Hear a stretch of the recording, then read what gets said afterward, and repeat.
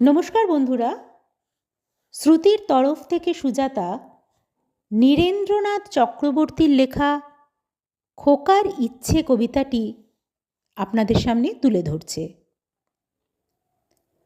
উঠতে বসতে বাবা হাঁকেন, বলবো তোকে কি আর, হতেই হবে তোকে দেশের মস্ত ইঞ্জিনিয়ার।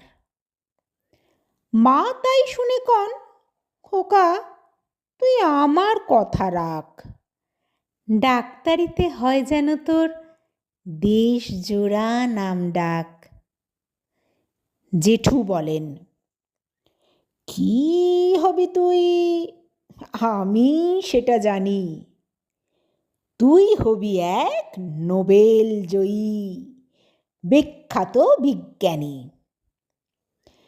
একই সঙ্গে সবাই বলেন, অন্য কিছু নয়, এবার তোকে হতেই হবে স্কুলে ফার্স্ট বয়।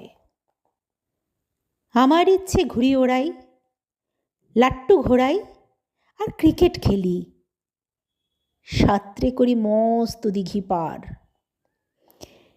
কিন্তু সেসব করতে গেলেই সবাই আসেন তেরে, সবাই বলেন পড়ায় দে মন, এক্ষুনি সব ছেড়ে। কি আর বলবো, এখন আমার অবস্থাটা এই, লেখাপড়ায় দিন কেটে যায়, কিছু খেলা নেই। এক একজনের এক এক ইচ্ছে, সবাই দিচ্ছে তারা, তার ফলে ভাই আমার নিজের ইচ্ছে গেছে মারা। শুনলেন তো, বাচ্চাদের ওপর আমাদের এই নিজের ইচ্ছে চাপিয়ে দিয়ে দিয়ে আমরা কিন্তু সত্যিই বাচ্চাদের ক্ষতি করছি। তার ফলে তারা না পারে নিজের মতন বেড়ে উঠতে, না পারে আমাদের ইচ্ছের কোনো দাম দিতে।